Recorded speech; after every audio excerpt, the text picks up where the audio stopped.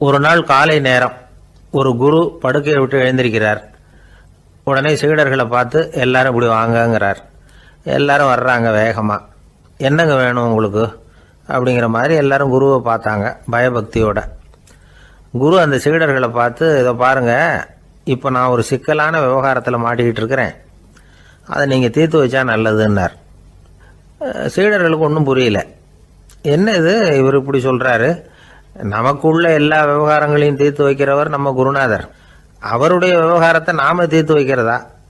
ஆச்சரியமாக இருக்குதே, குருநாதருக்கே சிக்கலா அப்படின்னு யோசனை பண்ண ஆரம்பித்தாங்க. இருந்தாலும் ரொம்ப பணிவாக கேட்டாங்க, சுவாமி உங்களுக்கே சிக்கலா? இந்த உலகத்து சிக்கல்களுக்கும் சிரமங்களுக்கும் அப்பாற்பட்டவர் அல்லவா தாங்கள், அப்படிப்பட்ட உங்களுக்கு சிக்கல்னா அது எப்படி அப்படின்னாங்க. எனக்கு ஏற்பட்டிருக்கிற சிக்கல் அவ்வளவு பெருசு, ரொம்ப பெரிய விவகாரம் அது அப்படின்னார் குரு. கொஞ்சம் விவரமாக சொல்லுங்க அப்படின்னாங்க இவங்க. இப்போ அந்த குரு விவரத்தை சொன்னார். அதாவது நேற்று ராத்திரி நான் ஒரு கனவு கண்டேன். அந்த கனவில் நான் ஒரு பட்டாம்பூச்சியாக மாறிட்டேன். அப்படி மாறி ஒவ்வொரு மலராக பறந்து போய் உட்காந்து தேன் சாப்பிட்டேன் அப்படின்னார். சீடர்கள் இதை கேட்டதும் ரொம்ப திகைச்சு போயிட்டாங்க. என்ன இது, இது ஒரு பெரிய பிரச்சனையா? ஒரு சாதாரண கனவு கண்டதுக்காகவா இந்த காலை வேளையில் நம்மளையெல்லாம் குருநாதர் இவ்வளவு அவசரமாக கூப்பிட்டுருக்கார் அப்படின்னு நினச்சாங்க. இருந்தாலும் கேட்டாங்க, இதில் என்ன சிக்கல் சுவாமி? கனவுங்கிறது எல்லாருக்கும் வரத்தானே செய்யும் அப்படின்னார் ஒரு சீடர். சீடர்களே, பிரச்சனை அது இல்லை. நான் இன்னைக்கு காலையில் கண்ணு முழிச்சு பார்த்தப்போ நான் நானாக மறுபடியும் மாறிட்டேங்கிறத தெரிஞ்சுக்கிட்டேன். இதில் சிக்கல் என்னன்னா, இப்போ அந்த பட்டாம்பூச்சி தான் நானாக ஆயிட்டதாக கனவு கண்டுகிட்டு இருக்கா அப்படிங்கிறது தான். ஒரு மனுஷன் பட்டாம்பூச்சி ஆகிறதாக கனவு காண முடியுங்கிறப்போ அந்த பட்டாம்பூச்சியும் மனுஷனாக ஆகிறதாக கனவு காண முடியும் இல்லையா? இப்போ எனக்கு யதார்த்த நிலை தெரியணும், எது நிஜம்னு தெரியணும். நேற்று ராத்திரி நான் கண்டது கனவா, அல்லது இது பட்டாம்பூச்சி கண்டுகிட்டு இருக்கிற கனவா? இதுதான் குரு கேட்ட கேள்வி. இதை கேட்டதும் சீடர்கள் ரொம்ப குழம்பி போயிட்டாங்க. சுவாமி, இது வரைக்கும் நாங்கள் தூங்குறப்ப பார்க்கறது கனவுன்னும் மூழ்கிட்டு இருக்கிறப்ப பார்க்கறது நனவுன்னு நம்பிக்கிட்டு இருக்கிறோம். இப்போ எங்களை ரொம்ப குழப்பிட்டீங்க, இதுக்கு பதில் சொல்ல எங்களுக்கு சக்தி இல்லை அப்படின்னு சொல்லிவிட்டாங்களாம். அதுக்கப்புறம் அந்த குரு சொன்னாராம், நினைவு தான் முக்கியமான அம்சம். முடிவு கட்டம்னா பகலின் நினைவுகளை விட இரவின் கனவுகளே ரொம்ப உண்மை. ஒருத்தன் தூங்க போனால் தூங்கிக்கிட்டே இருந்தால் அவன் காணும் கனவு பொய்ங்கிறத அவன் உணர மாட்டான். ஒவ்வொரு கனவும் காணும் பொழுது அது ரொம்ப உண்மையாக தான் தெரியுது. ஒரு கனவு கூட உண்மை இல்லைன்னு கனவுல தோன்றுவதே இல்லை அப்படின்னார் குரு. அகில வாழ்வு அத்தனையும் சொற்பனம் கண்டாய் அப்படிங்கிறார் தாயுமானவர். ஆகையினால நம்ம கனவுலேருந்து நாம் என்னைக்கு முழிச்சிக்க போகிறோம் அப்படிங்கிறது தான் ஒரு முக்கியமான கேள்வி. ஒருத்தர் வந்தார், காலில் கட்டோடு வந்தார். என்னங்க காலில் கட்டுன்னு? சார், நேற்று ராத்திரி தூக்கத்தில் எங்கள் வீட்டு கூரையில் ஏணியை சாத்தி வச்சு இறங்கினப்போ வழுக்கி விழுந்து காலை உடச்சிக்கிட்டேன்னார். உங்கள் வீட்டில் தான் ஏணியே கிடையாது சார் அப்படின்னு. உண்மைதான் சார், நான் கீழே விழுந்து முழிச்சுக்கிட்டதுக்கு அப்புறம் தானே ஏணி இல்லைங்கிறது எனக்கு ஞாபகம் வந்தது அப்படின்னார். பொங்கல் திருநாள். பொங்கல் திருநாள்னா இது ஏதோ அறுவடை திருநாள் அப்படின்னு சொல்லுவோம். அதாவது வருஷம் பூரா நாம் பாடுபட்டு அதனுடைய பலனை அனுபவிக்கிற நாள் அப்படிங்கிறது நாம் சொல்லிகிட்டு இருக்கிறது. இது முக்கியமாக இது ஒரு நன்றி அறிவிப்பு நாள் அப்படின்னு சொல்லுவாங்க. இன்றைக்கி நிறைய நன்றி அறிவிப்பு கூட்டம்லாம் நடந்துக்கிட்டு இருக்குல்ல, அது மாதிரி விவசாயிகள் நடத்துகிற ஒரு நன்றி அறிவிப்பு விழா இது. யாருக்கு நன்றி சொல்கிறாங்கன்னா ஆதவனுக்கு. அதாவது சூரியன் இல்லைன்னா விவசாயம் இல்லை. அதனால் ஆதவனுக்கு நன்றி செலுத்துகிற நாளாக இந்த பொங்கல் திருநாளை நாம் கொண்டாடுறோம். அதாவது இந்த பொங்கலில் விவசாயிகள்கிட்டேருந்து நிறைய பண்புகளை நாம் தெரிஞ்சுக்க வேண்டிய நாள் இது. விவசாயிகள் அவங்க விவசாயம் முன்னேறி இருக்கிற அளவுக்கு விவசாயிகளுடைய வாழ்க்கை தரம் முன்னேறலை. அந்த அளவுக்கு அவர்கள் நாட்டுக்காக உழைச்சிக்கிட்டு இருக்கிறாங்க. அந்த காலத்திலே அதை பற்றி ஒரு கதை சொல்கிறது உண்டு. ஒரு வயசான ஆள் நிலத்தில் ஏறு உழுதுகிட்டு இருந்தாராம். கிழிஞ்சு போன ஒரு சின்ன துண்டை தான் இடுப்பில் கட்டியிருந்தாராம். தலையில் ஒரு கந்தலை சுற்றி இருந்தார். உடம்பு பூரா சேரு, ரொம்ப ஏழை. ஏறு ஓட்டிகிட்டு இருக்கிறவர் வேறு எப்படி இருப்பார்? இருந்தாலும் அந்த ஆள் ரொம்ப ஜாலியாக பாட்டு பாடிக்கிட்டே ஏறு உழுதுகிட்டு இருந்தாராம்.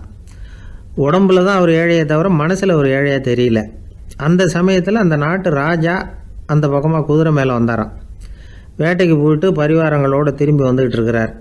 ரொம்ப செல்வ செழிப்பில் இருக்கிற ராஜா அவர் இந்த வயசான விவசாயியை பார்த்துருக்கார். இந்த ஆள் ரொம்பவும் ஏழைங்கிறது அவர் பார்த்தாவே பளிச்சுன்னு தெரியுது. கட்டிக்கிறதுக்கு நல்ல துணி இல்லை, உடம்போ இழைச்சி போயிருக்குது, வயிறு முதுகில் போய் ஒட்டிக்கிட்டு இருக்கு, கண்ணு குழி விழுந்து போயிருக்குது. ஆனாலும் முகத்தை பார்த்தா சந்தோஷமாக இருக்கிற மாதிரி இருக்குது.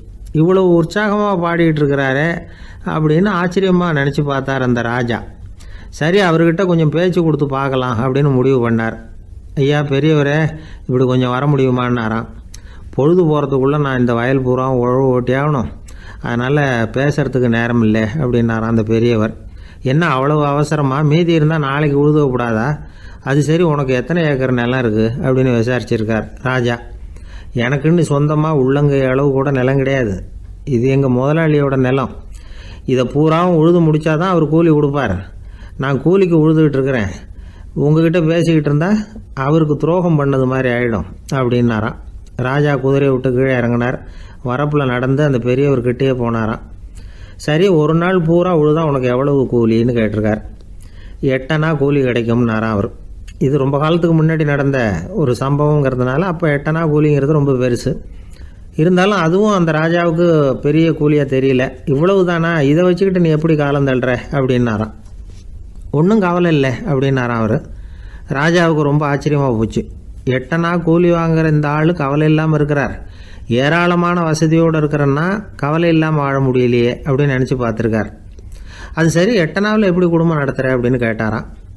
எனக்கு கிடைக்கிற 8 அணாவில் 2 அணா குடும்பத்துக்கு செலவழிக்கிறேன், 2 அணா பழைய கடனுக்கு கொடுக்குறேன், 2 அணா தர்மம் செய்கிறேன், 2 அணா வட்டிக்கு கொடுக்குறேன், ஒரு குறையும் இல்லைன்னாராம். ராஜாவுக்கு ஒன்றும் புரியல. எனக்கு ஒன்றும் புரியலேன்னு இருக்கார். ஐயா, எனக்கும் என் மனைவிக்கும் 2 அணா செலவாகுது. வயசான அம்மா அப்பா இருக்கிறாங்க, சின்ன வயசில் என்னை காப்பாற்றினவங்க அவங்க. அந்த கடனுக்கு 2 அணா செலவாகுது, அது பழைய கடன். என் தங்கச்சி ஒருத்தி ஆதரவு இல்லாத நிலைமையில் தன்னுடைய மகனோட என் வீட்டில் இருக்கிறா. அவளுக்கும் அவள் மகனுக்கும் 2 அணா செலவு பண்ணுறேன், அது தர்மம். எனக்கு 2 பிள்ளைங்க இருக்கிறாங்க, அவங்களுக்கு 2 அணா செலவு பண்ணுறேன், அது வட்டிக்கு கொடுக்கறது மாதிரி. பிற்காலத்தில் அவங்க எங்களை காப்பாற்றுவாங்க.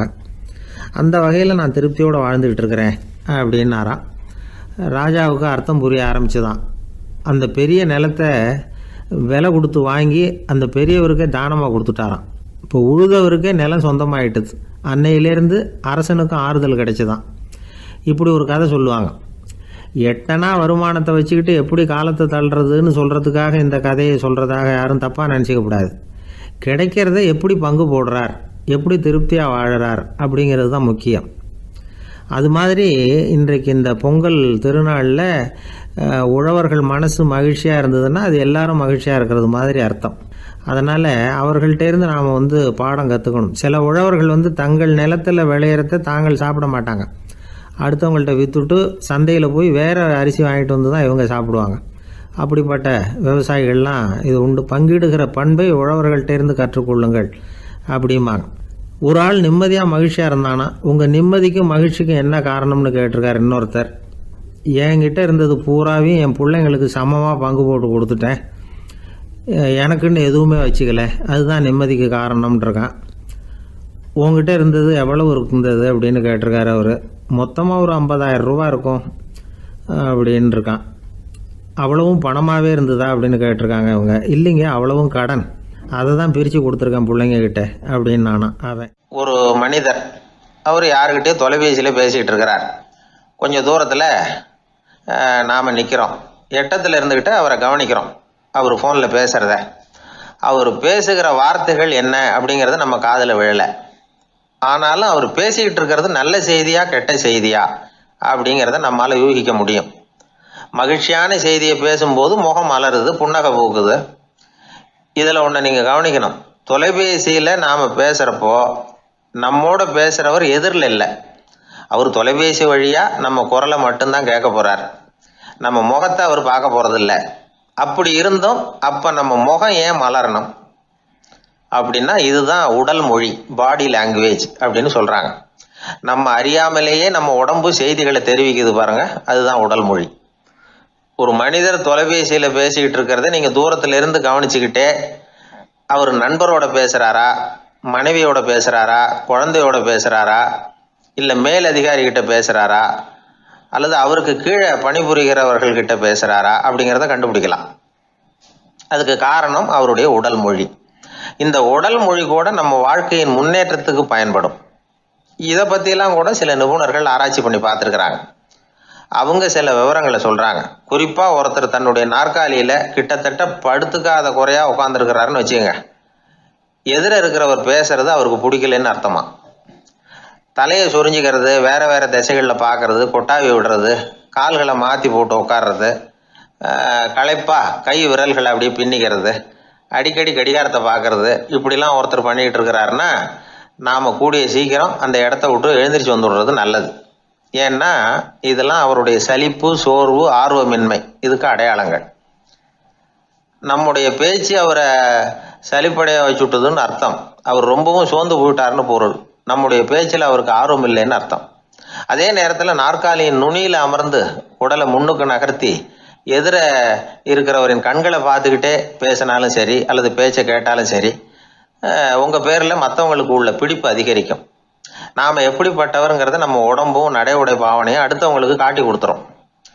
உங்கள் உடம்பு, உங்கள் பார்வை, நடை, உட்கார்ற விதம், இதை வச்சுக்கிட்டே நீங்கள் பொறுப்புள்ளவரா, முரடரா, அலட்சியமானவரா, மரியாதை தெரிஞ்சவரா, அடக்கமானவரா, நம்பிக்கைக்கு உரியவரா, நாணயம் இல்லாதவரா, பயந்தவரா, திறமைசாலியா, அப்பாவியா அப்படிங்கிறதையெல்லாம் கண்டுபிடிச்சிடலாம்.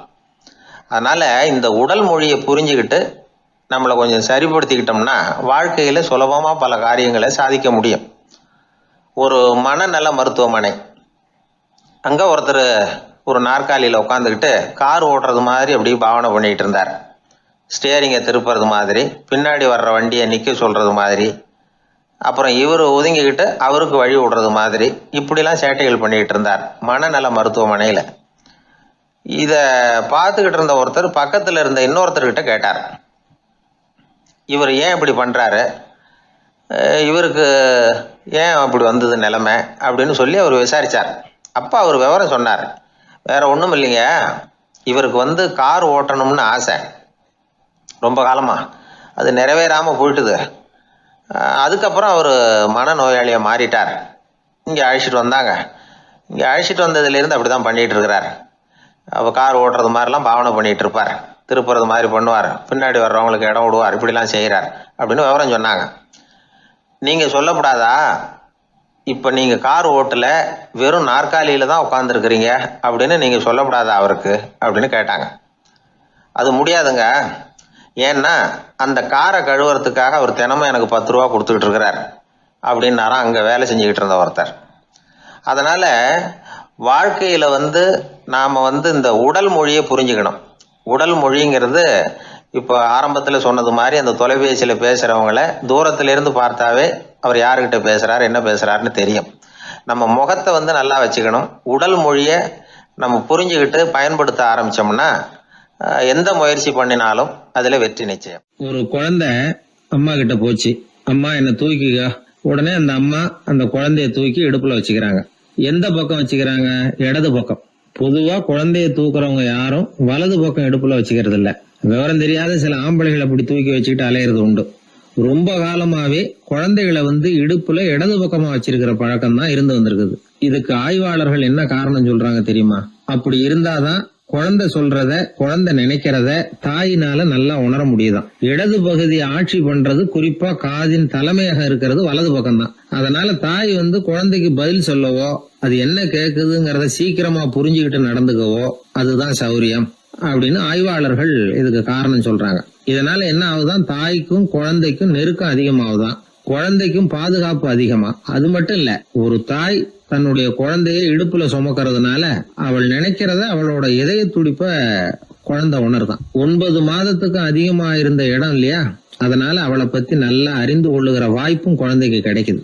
நம்ம முன்னோர்கள் ரொம்ப காலத்துக்கு முன்னாடியே வலது கையை பார்க்க ஆரம்பிச்சிட்டாங்களாம். அவங்க பயன்படுத்திய கல் ஆயுதங்கள்லாம் வலது பக்கமா தான் தீட்டப்பட்டிருக்குது. அதுல இருந்து நமக்கு என்ன தெரியுதுன்னா வலது கையை தான் உபயோகப்படுத்தி இருக்கிறாங்கிறது தெரியுது. இப்படி எல்லாம் இருந்தா கூட இன்னைக்கு நம்மள 10ல் ஒருத்தருக்கு ஒரு பழக்கம் உண்டு, அது இடது கை பழக்கம். ஆனாலும் 2 கைகளும் ஒற்றுமையா இருக்கிறதுக்கு தான் ரொம்பவும் முயற்சி பண்ணுதான். இப்போ வலது கை பழக்கம் உள்ளவங்க பேசுறதுக்கு எழுதுறதுக்கு செயல்படுத்துற தலைமையகம் தலையின் பின்புறம் பிடரியில் இருக்குது. இடது கை பழக்கம் உள்ளவங்களுக்கு மூளையில 2 பக்கங்கள்லயும் தலைமையகம் இருக்குது. இது விஞ்ஞானிகள் சொல்றது.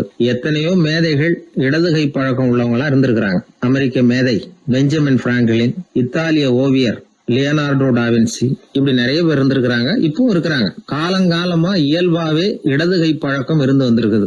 அப்படி இருக்கிறப்போ வலது கை எப்போ இடது கைய வென்றது, ஜெயிச்சது அப்படிங்கிற விவரம் இன்னமும் யாருக்குமே புரியல. ஆய்வாளர்களுக்கும் புரியல. அவங்களும் யோசிச்சுக்கிட்டு இருக்கிறாங்க.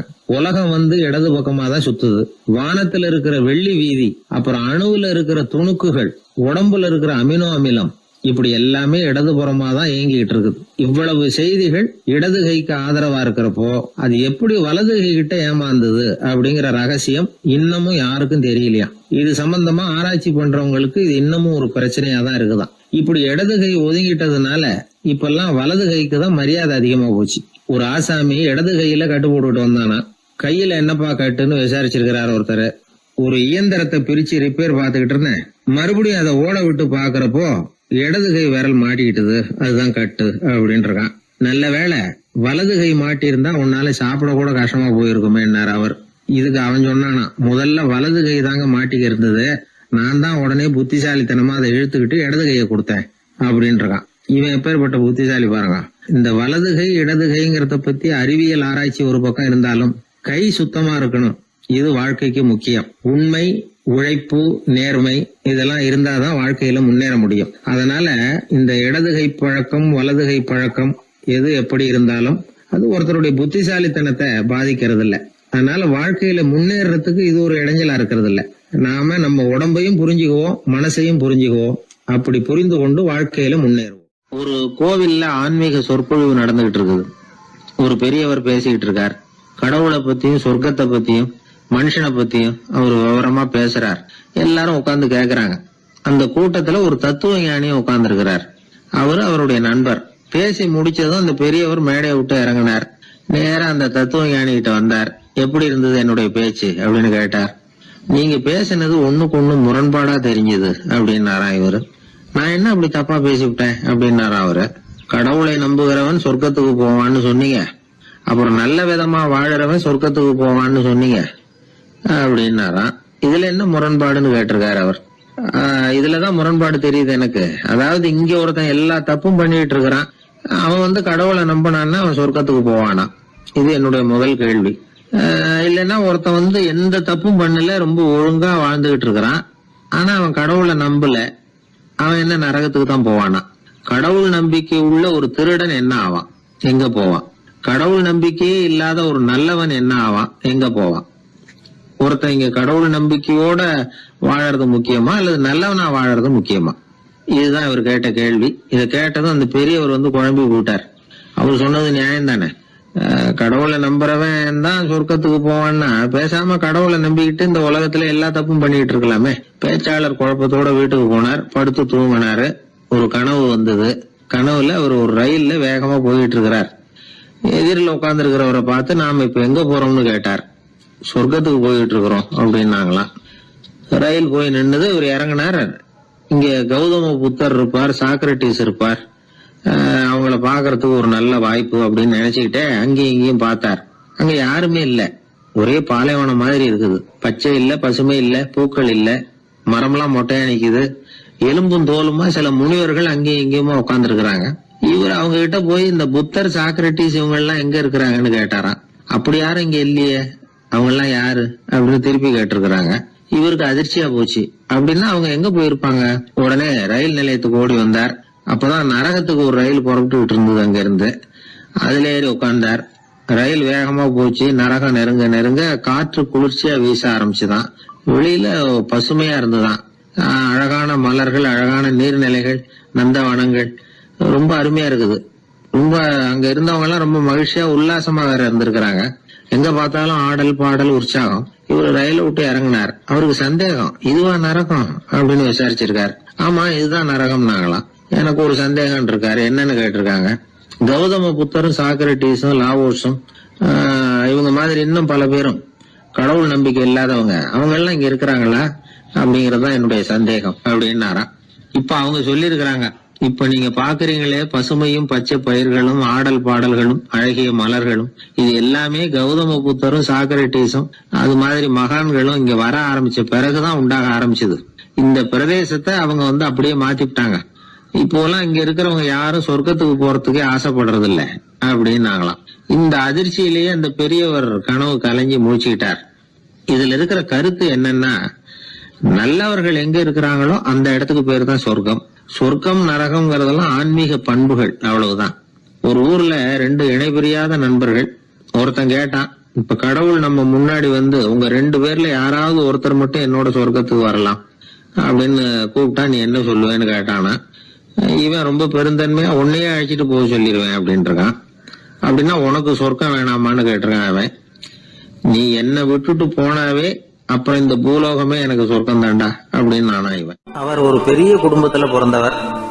இருக்கிற சொத்துக்கள் எல்லாத்தையும் வாரி வழங்கி விட்டு காட்டுக்கு புறப்பட்டார் தவம் செய்யறதுக்காக. இருந்தது ஊராவும் கொடுத்துட்டார். இனிமே எதுவுமே இல்லை கொடுக்கறதுக்கு.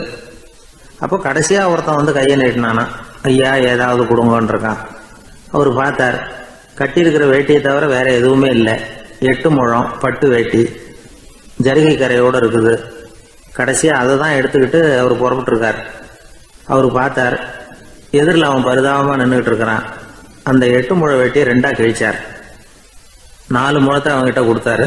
மீதி 4 முழத்தை தன்னோட இடுப்புல கட்டிட்டு அவர் காட்டுக்கு போயிட்டார். இவன் என்ன பண்ணான் தெரியுமா, கையில கிடைச்ச 4 முழத்தை எடுத்துக்கிட்டு கடை வீதிக்கு போனான். பழைய பட்டு வேட்டி ஜருகை இதெல்லாம் விலைக்கு வாங்குற வணிகர் ஒருத்தர் இருக்கார். அவர்கிட்ட போனான். இதை விலைக்கு எடுத்துக்கிறீங்களா அப்படின்னு கேட்டிருக்கான். அவர் வாங்கி பார்த்துருக்கார். ஆஹா, இது ரொம்ப அருமையான வேட்டி, விலை உயர்ந்த ஜருகை, இது ஏது உனக்கு அப்படின்னு கேட்டாரான். அவன் நடந்தது சொல்லியிருக்கான். அப்படின்னா ஒன்று செய்ய, இந்த வேட்டியோட இன்னொரு பாதியையும் மெதுவாக வாங்கிட்டு வந்துரு, உனக்கு நிறைய பணம் தர்றேன் அப்படின்னாரான் அந்த வணிகர். இவன் கொஞ்சம் யோசனை பண்ணி பார்த்தான். கொஞ்சம் இருங்க, வந்துடுறேன் அப்படின்னு சொல்லிவிட்டு நேராக காட்டுக்கு போனான். அவர் எங்கே இருக்காருன்னு தேடி கண்டுபிடிச்சான். அவர் ஒரு இடத்துல தவக்கோலத்தில் இருக்கிறார். கட்டியிருந்த இடவேட்டியும் அவர் அறியாமல் நழுவி கீழே விழுந்து கிடக்குது. இவனுக்கு ரொம்ப வசதியாக போச்சு. அவரை கேட்க வேண்டிய அவசியமே இல்லை. மெதுவாக சத்தம் போடாமல் அடி மேலே அடி வச்சு நெருங்கினான். அவர் கண்ணை மூடிக்கிட்டு அவர் பாட்டு நின்றுட்டு இருக்கிறார். இவன் மெதுவாக போய் கீழே கிடந்த அந்த துணியை எடுத்துக்கிட்டு சத்தம் போடாமல் திரும்பி நடந்தான். ஒரு 2-3 அடி எடுத்து வச்சிருப்பான். அப்படி ஓட ஆரம்பிக்கிற சமயத்தில் அவன் காலில் கீழே கிடந்த முள்ளு ஒன்று நறுக்குன்னு தச்சு விட்டுது. வலி தாங்க முடியாம அம்மான்னு கத்திருக்கான். இந்த சத்தத்தினால கண்ணை மூடி நின்றுகிட்டு இருந்த அவரோட தவம் கலைஞ்சது. மெல்ல கண்ணை திறந்து பார்க்கிறார். தன் இடையில இருந்த வேட்டி அவன் கையில இருக்கு. இப்போ அவர் நினைக்கிறார், என்ன நினைக்கிறாருன்னா, இந்த வேட்டி மீது நான் வைத்த ஆசை அல்லவா அவனை திருடனாக ஆக்கி விட்டது அப்படின்னு நினைச்சாராம். இந்த வேட்டி மேல நாம வச்ச ஆசை அவனை திருடும்படி ஆக்கிவிட்டதே அப்படின்னு நினைச்சாராம். இது எப்பேற்பட்ட மனநிலை அப்படிங்கிறத கொஞ்சம் யோசனை பண்ணி பாருங்க. தான் ஒரு பொருள் மேல வச்ச பற்று இன்னொரு மனிதன் திருடனாக ஆகிறதுக்கு காரணம் ஆயிட்டதேன்னு நினைக்கிறார். அப்படி நினைச்ச அந்த பெரியவர் யார் தெரியுமா? அவர் தான் மகாவீரர். இழந்துட்டேங்கிறிய, நீ என்னத்தை கொண்டுகிட்டு வந்த எங்க இழந்துடுறதுக்கு? நீ என்னத்தை உண்டாக்குன இது அழிஞ்சுட்டுதுன்னு சொல்றதுக்கு? இதுதான் அவருடைய சிந்தனை. இன்றைக்கு நம்ம சிந்தனையெல்லாம் வேற மாதிரி இருக்குது. ஒருத்தன் நடுத்தருவில் உட்காந்து அழுதுகிட்டு இருந்தான். அந்த வழியா ஒருத்தர் ஏன்பா அழறேன்னு கேட்டாராம். 5 ரூபா சார், இந்த இடத்துல விழுந்துட்டுது, ரொம்ப நேரமா தேடுறேன், கிடைக்காது போல இருக்கு அப்படின்னு சொல்லிவிட்டு அழறான். எப்போ தொலைஞ்சதுன்னு கேட்டாராம் அவரு. அது எனக்கு தெரியாது சார், பணத்தை தொலைச்சவன் தேடி பார்த்துட்டு போயிட்டான், நான் அவனுக்கு பின்னாடி தேட வந்தவன் அப்படின்னு நானா. இவன் அள்ள அள்ள குறையாதது அட்சய பாத்திரம், அது நமக்கு தெரியும், கேள்விப்பட்டிருக்கிறோம். ஆனால் போட போட நிரம்பாத ஒரு பாத்திரம் உண்டு. அது என்ன தெரியுமா? நம்மள பல பேர்கிட்ட அந்த பாத்திரம் உண்டு. அதுதான் பேராசை அப்படிங்கிற பாத்திரம். அதை நிறைவு செய்யவே முடியாது. பேராசையை பற்றி சுஃபி இலக்கியத்தில் ஒரு பிரபலமான கதை உண்டாம். அதை ஒரு பெரியவர் எடுத்து சொல்லியிருக்கிறார். ஒரு மன்னர் நகர்வலம் போயிட்டு இருக்கார். ஒரு பிச்சைக்காரன் மன்னர் எதிரில் வரான். பிச்சை போடுங்கிறான். என்னுடைய அமைதியை கெடுக்காதே போங்கிறார் மன்னர். அவன் சிரிக்கிறான். அரசே, உங்களுடைய அமைதி கெடக்கூடிய நிலையில் இருந்தா அதுக்கு பேர் அமைதியே கிடையாது அப்படின்னு நானா. எதிரில் நிற்கிறது வெறும் பிச்சைக்காரன் இல்லை, யோகி அப்படிங்கிறத மன்னர் புரிஞ்சுக்கிட்டார். துறவியே, உங்களுக்கு என்ன வேணும்னாலும் கேளுங்க, கொடுக்குறேன்னாராம். அந்த துறவி மறுபடியும் சிரிக்கிறார். அரசே, உங்களால் முடியாததையெல்லாம் கொடுக்க முடியும்னு சத்தியம் செய்யாதீங்க அப்படின்னார். மன்னருக்கு கோபம் வந்துட்டுது. என்ன இவர் இப்படி சொல்றாரு அப்படின்னு நினைச்சார். நகர்வலத்தை பாதியிலேயே நிறுத்தினார். வாங்க அரண்மனைக்குன்னார். துறவியை அழைச்சிக்கிட்டு அரண்மனைக்கு வந்துட்டார். துறவி தன்கிட்ட இருந்த பிச்சை பாத்திரத்தை நீட்டினார். இது நிறைய எனக்கு பொற்காசுகள் வேணும் அப்படின்னாராம். அவ்வளவுதானா, இது ஒரு பெரிய காரியமா அப்படின்னு கையை தட்டினாராம் மன்னர். ஒரு பெரிய தாம்பாளம் நிறைய பொற்காசுகள் வந்து சேர்ந்தது. அதை அள்ளி போட்டார். போட போட அந்த பிச்சை பாத்திரம் நிரம்பவே இல்லை. பொற்காசுகள் போட போட அவ்வளவையும் உள்ள வாங்கிக்கிட்டே இருக்குது. அரசாங்க கஜானாவே காலி ஆயிட்டுது. மூட்டை மூட்டையா பொற்காசுகளை கொட்டி பார்த்துட்டாங்க. அது முழுங்கிக்கிட்டே இருக்குது. கடைசி வரைக்கும் அந்த பிச்சை பாத்திரம் வந்து நிரம்பவே இல்லை. அரசர்கிட்ட இருந்த கர்வம் போயிட்டுது. அப்படியே பொத்துன்னு துறவி காலில் விழுந்தார். அப்போ அந்த துறவி சொன்னாராம், மன்னா, இந்த பிச்சை பாத்திரத்தை உங்களால மட்டும் இல்லை, வேற யாராலையும் நிரப்ப முடியாது. அதுக்கு என்ன காரணம்னா, இது வந்து சாதாரண பிச்சை பாத்திரம் இல்லை, பேராசைகளோட வாழ்ந்து செத்து போன ஒரு மனிதனின் மண்டை ஓடுது அப்படின்னாராம். பாருங்க, இதுதான் அந்த சுஃபி இலக்கிய கதை. செத்த பிறகும் நிறைவு இல்லைன்னா அது எப்பேற்பட்ட பேராசையா இருக்கும்னு யோசிச்சு பார்த்துங்க. நம்மால் ஒருத்தர் கல்யாணம் பண்ணிக்க பொண்ணு பார்த்துக்கிட்டு இருந்தார். அழகு, அறிவு, படிப்பு எதுவும் தேவையில்லை, பணம் மட்டும் இருந்தா போதும் அப்படின்னு பார்க்குறவங்க கிட்ட எல்லாம் சொல்லி வச்சார். ரொம்ப நாளைக்கு அப்புறம் ஒரு பணக்காரர் கிடைச்சார். அவர் சொன்னார், இதை பாருங்க, எனக்கு 20 வயசுல ஒரு மகள், அவளை நீங்க கல்யாணம் பண்ணிக்கிட்டா 2 லட்சம் பணம் கொடுப்பேன். 25 வயசுல ஒரு பொண்ணு, அவளை கல்யாணம் பண்ணிக்கிட்டா 2.5 லட்சம் தருவேன். 30 வயசுல ஒரு பொண்ணு இருக்கா, அவளை கல்யாணம் பண்ணிக்கிட்டா 3 லட்சம் தருவேன். என்ன சொல்ற அப்படின்னாராம்.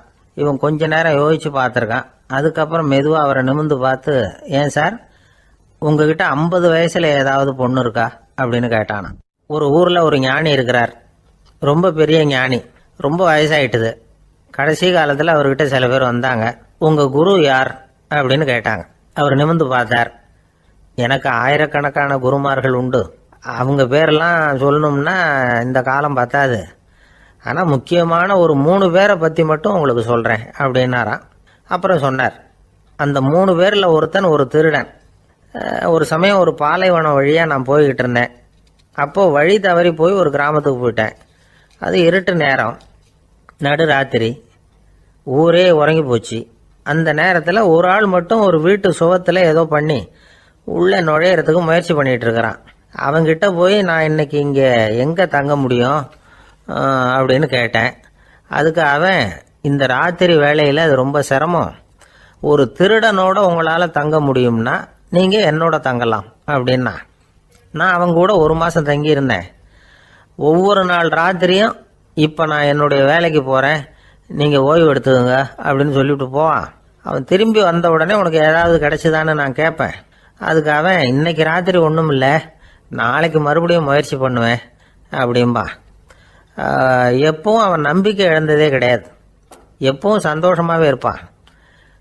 நானும் ரொம்ப காலமாக தியானம் பண்ணிக்கிட்டே இருந்தேன், ஒன்றுமே நடக்கலை. ஆனால் நான் என்ன பண்ணேன் தெரியுமா, மனசு வருத்தப்படும், நம்பிக்கை இழந்துருவேன். அப்போல்லாம் அந்த திருடனுடைய விடாமுயற்சி தான் ஞாபகத்துக்கு வரும். அதனால் அந்த திருடன் எனக்கு ஒரு குரு. என்னுடைய 2வது குரு யாருன்னா அது ஒரு நாய். இது எப்படின்னா, ஒரு சமயம் எனக்கு ரொம்ப தாகமாக இருந்தது. ஒரு நதியை நோக்கி போய்கிட்டு இருந்தேன். அப்போ ஒரு நாயும் வந்தது. அதுக்கும் தாகம். ஓடி வந்து ஆற்றை பார்த்தது. அதோட நிழல் வந்து ஆற்றுல தெரிஞ்சுது. அதை பார்த்ததும் பயந்துட்டுது. அது அதாவது அது தன்னுடைய சொந்த உருவத்தையே கண்டு பயந்தது. அதை பார்த்து குறைக்குது, திரும்பி ஓடிச்சு. ஆனால் அதுக்கு தாகம் அதிகமாக இருந்ததுனால அது மறுபடியும் திரும்பி வந்தது. பார்த்தா மறுபடியும் தண்ணியில் நாயோட உருவம் தெரியுது. இப்படி சில தடவை பண்ணிச்சு. இருந்தாலும் கடைசியில் தண்ணியில் குதிச்சுட்டுது துணிஞ்சி. இப்படி குதித்த உடனே அதோட உருவமும் மறைஞ்சுட்டுது. இதை பார்த்தேன். நான் என்ன புரிஞ்சுக்கிட்டேன்னா, எவ்வளவுதான் பயம் இருந்தால் கூட ஒருத்தன் தைரியமாக காரியத்தில் இறங்கணும் அப்படிங்கிறத புரிஞ்சுக்கிட்டேன். இந்த போதனை அந்த நாய்கிட்ட இருந்து எனக்கு கிடைச்சிது. இது ஒன்று. அடுத்தது என்னுடைய 3வது குரு யாருன்னா, அது ஒரு சின்ன குழந்தை. நான் ஒரு சமயம் ஒரு நகரத்துக்கு போனேன். அங்கே ஒரு குழந்தை எரிகிற மெழுகுவத்தி ஒன்று எடுத்துக்கிட்டு வந்தது.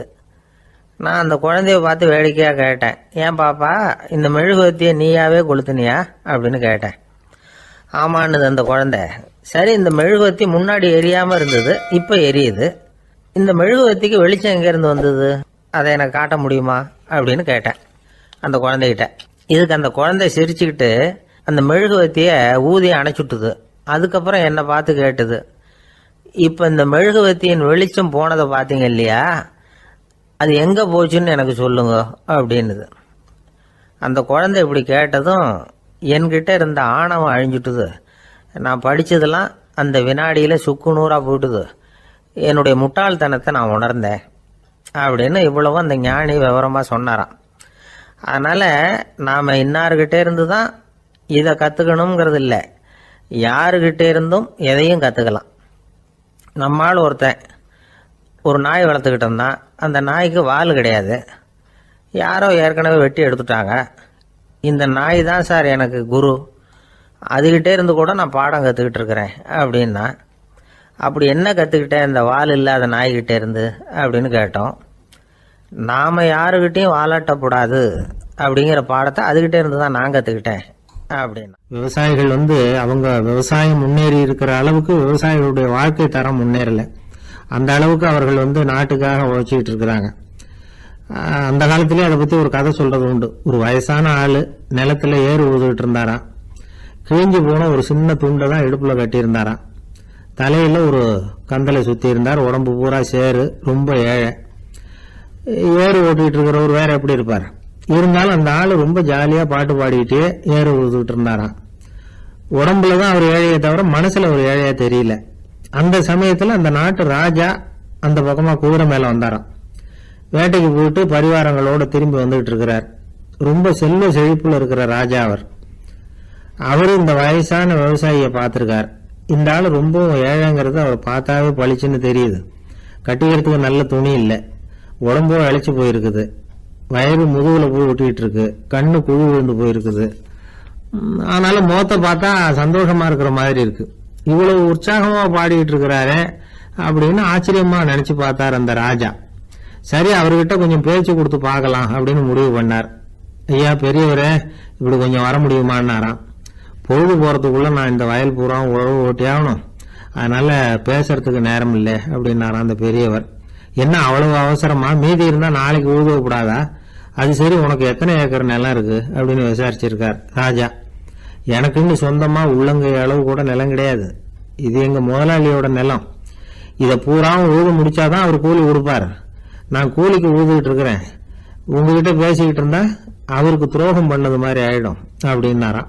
ராஜா குதிரையை விட்டு கீழே இறங்கினார். வரப்புல நடந்து அந்த பெரியவர்கிட்டயே போனாராம்.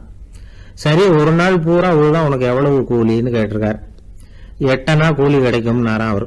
இது ரொம்ப காலத்துக்கு முன்னாடி நடந்த ஒரு சம்பவங்கிறதுனால அப்ப 8 அணா கூலிங்கிறது ரொம்ப பெருசு. இருந்தாலும் அதுவும் அந்த ராஜாவுக்கு பெரிய கூலியா தெரியல. இவ்வளவுதானா, இதை வச்சுக்கிட்டு நீ எப்படி காலம் தள்ளுற அப்படின்னாராம். ஒன்னும் கவலை இல்லை அப்படின்னாராம் அவரு. ராஜாவுக்கு ரொம்ப ஆச்சரியமா போச்சு. 8 அணா கூலி வாங்குற இந்த ஆளு கவலை இல்லாம இருக்கிறார், ஏராளமான வசதியோடு இருக்கிறன்னா கவலை இல்லாம வாழ முடியலையே அப்படின்னு நினைச்சு பார்த்திருக்கார். அது சரி, 8 அணாவில் எப்படி குடும்பம் நடத்துற அப்படின்னு கேட்டாராம். எனக்கு கிடைக்கிற 8 அணாவில் 2 அணா குடும்பத்துக்கு செலவழிக்கிறேன், 2 அணா பழைய கடனுக்கு கொடுக்குறேன், 2 அணா தர்மம் செய்யறேன், 2 அணா வட்டிக்கு கொடுக்குறேன், ஒரு குறையும் இல்லைன்னாராம். ராஜாவுக்கு ஒன்றும் புரியல. எனக்கு ஒன்றும் புரியலையேன்னு இருக்காரு. ஐயா, எனக்கும் என் மனைவிக்கும் 2 அணா செலவாகுது. வயசான அம்மா அப்பா இருக்கிறாங்க, சின்ன வயசுல என்னை காப்பாத்தினவங்க அவங்க. அந்த கடனுக்கு 2 அணா செலவாகுது, அது பழைய கடன். என் தங்கச்சி ஒருத்தி ஆதரவு இல்லாத நிலைமையில தன்னுடைய மகனோட என் வீட்டுல வந்திருக்கிறா, அவளுக்கும் அவள் மகனுக்கும் 2 அணா செலவு பண்றேன், அது தர்மம். எனக்கு 2 பிள்ளைங்க இருக்கிறாங்க, அவங்களுக்கு 2 செலவு பண்ணுறேன், அது வட்டிக்கு கொடுக்கறது மாதிரி. பிற்காலத்தில் அவங்க எங்களை காப்பாற்றுவாங்க. அந்த வகையில் நான் திருப்தியோடு வாழ்ந்துக்கிட்டு இருக்கிறேன் அப்படின்னாராம். ராஜாவுக்கு அர்த்தம் புரிய ஆரம்பிச்சுதான். அந்த பெரிய நிலத்தை விலை கொடுத்து வாங்கி அந்த பெரியவருக்கே தானமாக கொடுத்துட்டாராம். இப்போ ஊழவருக்கே நிலம் சொந்தமாயிட்டுது. அன்னையிலிருந்து அரசனுக்கும் ஆறுதல் கிடைச்சுதான். இப்படி ஒரு கதை சொல்லுவாங்க. 8 வருமானத்தை வச்சுக்கிட்டு எப்படி காலத்தை தள்ளுறதுன்னு சொல்றதுக்காக இந்த கதையை சொல்றதாக யாரும் தப்பா நினைச்சுக்க கூடாது.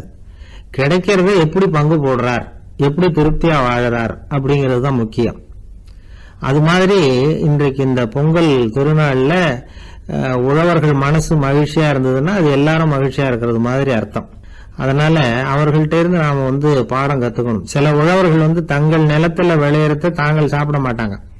அடுத்தவங்கள்ட்ட வித்துட்டு சந்தையில போய் வேற அரிசி வாங்கிட்டு வந்து தான் இவங்க சாப்பிடுவாங்க. அப்படிப்பட்ட விவசாயிகள்லாம் இது உண்டு. பங்கிடுகிற பண்பை உழவர்கள்ட்ட இருந்து கற்றுக்கொள்ளுங்கள் அப்படிம்பாங்க. ஒரு ஆள் நிம்மதியா மகிழ்ச்சியா இருந்தானா, உங்க நிம்மதிக்கும் மகிழ்ச்சிக்கும் என்ன காரணம்னு கேட்டிருக்காரு இன்னொருத்தர். என்கிட்ட இருந்தது பூராவையும் என் பிள்ளைங்களுக்கு சமமா பங்கு போட்டு கொடுத்துட்டேன், எனக்குன்னு எதுவுமே வச்சுக்கல, அதுதான் நிம்மதிக்கு காரணம்னு இருக்கான். உங்ககிட்ட இருந்தது எவ்வளவு இருந்தது அப்படின்னு கேட்டிருக்காரு அவரு. மொத்தமா ஒரு 50,000 ரூபாய் இருக்கும் அப்படின்னு இருக்கான். அவ்வளவும் பணமாவே இருந்ததா அப்படின்னு கேட்டிருக்காங்க அவங்க. இல்லைங்க, அவ்வளவும் கடன், அதை பிரிச்சு கொடுத்துருக்கேன் பிள்ளைங்க கிட்ட அப்படின்னு நானும். அவன் மனித நேயம்ங்கிறத பற்றி சொல்லுவாங்க. மனித நேயம் ஏன்னா ஒரு கணவன் கணவனாக இருக்கணும், மனைவி மனைவியாக இருக்கணும். ஒரு மனுஷன் இன்னைக்கு மனிதன் மனிதனாக இல்லை, மனித நேயம் குறைஞ்சி போச்சு. எது குடும்ப உறவுகள்லாம் ரொம்ப மாறி போச்சுன்னு சொல்லலாம். இப்போ நாகரிகத்தில் அப்படி தான் இருக்குது. ஒரு இதில் ஒருத்தன் என்ன பண்ணியிருக்கிறான், ஒரு சின்ன பையனை கொண்டு வந்தானா. ஒரு சின்ன பையன் பக்கத்தில் இருக்கான். ஒரு பெரியவர் கேட்டிருக்காரு, யாருப்பா அந்த பையன் அப்படின்னு கேட்டிருக்காரு. இவன் சொன்னான்னா, இந்த பையன் எனக்கு தூரத்து உறவு, எனக்கு தூரத்து உறவுன்னு இருக்கான். சரி, தூரத்து உறவுன்னா எப்படி அப்படின்னு கேட்டிருக்கான். இந்த பையன் எங்கள் அப்பாவுக்கு 8வது புள்ள அப்படின்னு நானா. கூட பிறந்தவனே அவ்வளோ தூரமாக போயிட்டான், 8வதாக பிறந்தான். அப்படி இருக்கு குடும்ப உறவுகள்ங்கிறது. மனுஷனுக்கு வேல்யூ விஞ்ஞானம் எப்படி போட்டிருக்குன்னா, ஒரு மனித உடம்பில் இருக்கிற கால்சியத்தை மட்டும் தனியாக எடுத்தால் ஒரு சின்ன ரூமுக்கு வெள்ளை அடிக்கலாமா. ஒரு மனுஷ உடம்புல இருக்கிற பாஸ்பரஸை மட்டும் தனியாக எடுத்தால் ஒரு 40 நெருப்பு வச்சு தயார் பண்ணலாம். ஒரு மனுஷ உடம்புல இருக்கிற இந்த கொழுப்பு சத்தை மட்டும் தனியாக எடுத்தால் ஒரு 7 சோப்பு கட்டி தயார் பண்ணலாம். அது மாதிரி ஒரு மனுஷ உடம்புல இருக்கிற இரும்பு சத்தை மட்டும் தனியாக எடுத்தால் ஒரு 2 அங்குல அணி 2 செய்யலாம். இவ்வளவுக்கும் விலை போட்டால் 42 ரூபா 50 காசு. இதுதான் மனுஷனுக்கு விஞ்ஞானம் போட்டிருக்கிற விலை. அது எப்போ அது ஒசரும்னா, அவன் மனுஷனாக இருக்கிற வரைக்கும் இருக்கிறப்ப. அதுவும் செத்து போனால் அதுவும் கிடையாது, செத்து போனால் அதுவும் குறைஞ்சிரும். மிருகங்களுக்கெல்லாம் அப்படி இல்லை, செத்ததுக்கு அப்புறம் விலை கூடும். அங்கெல்லாம் எல்லா ஊர்லேயும் பார்த்திங்கன்னா உயிர் கோழி 50 ரூபா, உரிச்ச கோழி 60 ரூபான்னு போட்டிருக்கோம். செத்ததுக்கு அப்புறம் 10 ரூபா அதிகம். மனுஷனை நீ உயிர் மனுஷன் 42 ரூபா 50 காசு, செத்ததுக்கு அப்புறம் 52 ரூபான்னா நீயே வச்சுக்கிடாது, எனக்கு இது கண்டு போட்டு. அவன் எப்போ அவனுக்கு வேல்யூ கூடும்னா, மனிதன் மனிதனாக வாழும்பொழுது தான் வேல்யூ கூடும். குடும்பத்தில் அந்த அந்த பாசத்தோடு வாழணும்னு கடவுள்கிட்ட கேட்டு சொன்னாங்களே, அதுதான். இந்த சமூகங்கிறதும் ஒரு பெரிய குடும்பம்தான். அதனால தான் இந்த நாட்டுக்கு உள்ள பெருமையை எல்லாரும் ஒற்றுமையாக இருந்தால் எதையும் சாதிக்கலாம்ங்கிறது தான் இந்த நாட்டுக்கு உள்ள பெருமை. அப்படி நிரூபித்தோம். அதனால் சமூகங்கிறதும் ஒரு குடும்பம் மாதிரி இருக்கிறது தான் பெருசு. இப்போ சில இதெல்லாம் இப்போ ஜாதி மத வேறுபாடெல்லாம் நம்முடைய முன்னேற்றத்தை தடுக்கும். விலங்குகள் நம்மளோட மேலானது. அதான் ஒரு ஊரில் ஒரு சிவன் கோயில் இருந்து தான். சிவன் கோயிலில் அந்த புறாவெல்லாம் வளர்ந்துக்கிட்டு இருந்திருக்கு. அந்த மாடத்தில், சிவன் கோயில் மாடத்தில் புறாவெல்லாம் குடியிருந்திருக்கு. உடனே அதுக்கு கும்பாபிஷேகம் பண்ணுறதுக்காக ஊரில் திட்டம் போட்டாங்க. சிவன் கோயிலுக்கு வெள்ளடிக்க ஆரம்பித்தாங்க. வர்ணம் பூச ஆரம்பித்ததும் அதுக்கு சாரம் கட்டுவாங்கல்ல, அந்த குச்சியெல்லாம் வச்சு சாரம் கட்டுவாங்க. உடனே இந்த புறாவெல்லாம் என்ன பண்ணிச்சான், இனிமேல் நம்ம இங்கே வெள்ளை அடிக்கிறாங்க, கும்பாபிஷேகம் வருது, நம்ம இங்கே குடியிருக்க முடியாது, எதிர்த்தாப்புல எங்கே போகலான்னு பார்த்துருக்கு. இந்த உயரம் கோபுரத்தில் இருந்த புறாவெல்லாம் எதிர்த்தாப்புல ஒரு மாதா கோயில் இருந்திருக்கு, சர்ச்சு. அங்கே சில மாடங்களில் புறாவெல்லாம் இருக்குது, சில மாடம் இருக்குது. உடனே நம்மளாம் அங்கே போயிடும் கொஞ்சம் காலத்துக்குன்னு எல்லாம் புறப்பட்டு இந்த மாதா கோயிலுக்கு போயிடுது. அங்கே போனால் அங்கே இருக்கிற புறாவோடு சேர்ந்து இதுவும் குடியிருந்துட்டுருக்கு. கொஞ்ச நாள் என்னாச்சு, அங்கே கிறிஸ்மஸ் வந்துட்டுது. கிறிஸ்மஸ் வந்ததும் சரி இங்கேயும் வெள்ளடிக்க ஆரம்பிக்கிறாங்க. நம்ம மறுபடியும் எங்கடா போகிறதுன்னு பார்த்தா அங்கே இருக்கிற புறாவோட சேர்ந்து இதுவும் சேர்ந்து நேராக ஒரு பள்ளிவாசல் இருந்தது. எதுக்கு அங்கே இருக்கிற மாடத்தில் போய் அங்கே குடியேறிட்டுது எல்லாம். அங்கே போனால் அங்கே ரமலான் மாதம் வந்து ரம்ஜானுக்காக அதையும் புதுப்பிக்க ஆரம்பித்தாங்க. இது என்ன பண்ணுறதுன்னு சொல்லி இந்த 3 செட்டு புறாவும் சேர்ந்து என்ன பண்ணுச்சு, எங்கே போகலான்னு பார்த்தா மறுபடியும் அதுக்குள்ளே இந்த சிவன் கோயிலில் கும்பாபிஷேகம் முடிஞ்சு போச்சான். முடிஞ்சிருக்கு, அங்கே போடுவோம் எல்லாருன்னு சொல்லி எல்லா புறாவும் அந்த சிவன் கோயிலுக்கு வந்துட்டுது. அங்கே போய் மாடத்தில் குடியிருந்துட்டுது. அப்போ திடீர்னு ஒரு நாள் பார்த்தா ஒரே கலவரம் பூமியில் எல்லாம் ஒருத்தன் அருவாளை தூக்கிட்டு நிற்கிறான், குச்சி எடுத்து ஒருத்தனை சுட்டுக்கிறான். ஒரே கலவரம், சத்தம், ஒரே மத கலவரம் வந்துட்டுது ஊரில். அப்போது புறாவெல்லாம் மாடத்தில் இருந்துக்கிட்டு ஒரு குஞ்சு புறா அவங்க அம்மாட்ட கேட்டு தான், இது என்ன இந்த மனுஷனுக்கு என்னாச்சு, அவன் கத்தியை தூக்கிட்டு நிற்கிறானே அப்படின்னு கேட்டு தான். ஒரு குஞ்சு புறா அவங்க அம்மாட்ட கேட்டு தான், அம்மா புறா. இப்போ அம்மா அந்த புறா சொல்லித்தான், மனுஷனுக்கு இப்போ மதம் பிடிச்சிருக்கு, அதான் கத்தியை தூக்கிட்டு நிற்கிறான் அப்படின்ருக்கு. இப்போ நமக்கெல்லாம் பிடிக்கலையே அப்படின்னு தான். அப்போ அந்த புறா சொல்லித்தான், அந்த பாருமா, நாம் இந்த சிவன் கோயிலில் இருந்தாலும் நமக்கு புறான்னு தான் பேர், இந்த மாதா கோயிலுக்கு போனாலும் நமக்கு புறான்னு தான் பேர், பள்ளிவாசலுக்கு போனாலும் நமக்கு புறான்னு தான் பேர். அந்த மனுஷன் அப்படி இல்லை. அவன் இங்கே இருக்கிற வரைக்கும் இந்துன்னு சொல்லுவான், அங்கே மாதா கோயில் இருந்தான்னா கிறிஸ்தவன்னு சொல்லுவான், பள்ளிவாசலில் இருந்தான்னா முஸ்லீம்னு சொல்லுவான். அப்போ இப்போ குஞ்சு புறா அது என்ன இப்படி பண்ணுறாங்க மனுஷங்க, இப்போ அவங்கள விட நம்ம வசதி போல் இருக்க, நம்ம தேவலாம் போல் இருக்க அப்படின்னு தான் அந்த குஞ்சு புறா. அப்போ அந்த தாய் புறா சொல்லித்தான், உண்மைதான், அதனால தான் நம்ம மேலான இடத்துல இருக்கிறோம், அவன் கீழே நிற்கிறான் இன்னமும் அப்படின்னு சொல்லித்தான். இதுதான் அந்த குடும்பம்ங்கிறது, சமுதாயம்ங்கிறது ஒரு பெரிய குடும்பம். அது இந்த புறாகிட்டேருந்து மனுஷன் கற்றுக்க வேண்டியிருக்கு. அப்படி இருக்குது இன்றைக்கி மனுஷனுடைய நிலைமை. அதை புரிஞ்சுக்கணும். அப்படி தான் ஒவ்வொரு இதுலேயும் நாம் நடந்து கொள்ள வேண்டியிருக்குது. மிருகங்கள்டேருந்து கற்றுக்கிற வாய்ப்பெல்லாம் இருக்குது. அப்படி சொல்லுவாங்க. ஒருத்தர் வேகமாக வந்தார், அவசரமாக ஒரு செய்தித்தாள் வாங்கினார், அதை விட வேகமாக அங்கேயே நின்றுக்கிட்டு அதை புரட்டினார். ஒரு நிமிஷம் என்னத்தையும் ஆர்வமா பார்த்தார். அதுக்கப்புறம் நிதானமா பேப்பரை மடிச்சு வச்சுக்கிட்டு அவசரம் இல்லாம நடந்து போனார். அவர்கிட்ட மெதுவா போய், அப்படி என்னத்த சார் அவ்வளவு ஆர்வமா பாத்தீங்க அப்படின்னு கேட்டோம். கடையில பேப்பர் வாங்கின உடனே முதல் காரியமா அதை பாத்துருவேன் சார் அப்படின்னார். ஏதேன்னு கேட்டோம். அதுதான் சார் ராசி பலன், அதை பார்த்தாதான் எனக்கு எல்லாமே சரியா ஓடும் அப்படின்னார். அது சரி சார், ராசி பலன்ல என்ன போட்டிருக்கு அப்படிங்கறத பாக்குறீங்க, சரி அதுல போட்டிருக்கிறது பிரகாரம் அன்னைக்கு சரியா நடக்குதா அப்படின்னு கேட்டோம். நடக்குதா இல்லையான்னு எல்லாம் சரி பார்த்துட்டு இருக்க மாட்டேன் சார், காலையில அதை பார்க்கணும், அதுல ஒரு ஆவல், அவ்வளவுதான். கிட்டத்தட்ட எல்லாருமே இதே மாதிரி ஒரு ஆர்வத்துலதான் அதை பார்த்துட்டு இருக்கிறாங்க. ராசி பலன் பாக்குற பழக்கம் தமிழர்கள் கிட்ட ரொம்ப அதிகமா இருக்குதுங்கிறார் ஒரு பேராசிரியர். அவர் எழுதியிருந்த ஒரு ஆய்வு கட்டுரை ஒண்ணு சமீபத்துல படிச்சோம். ராசி பலன் போடாம வர்ற நாளிதழ்கள் இங்க ரொம்ப குறைச்சல், அது போட்டாதான் அதிகமா விற்பனை ஆகுது. அதனால அதுல நம்பிக்கை இல்லாதவங்க கூட அதை போட்டுக்கிட்டு இருக்கிறாங்க.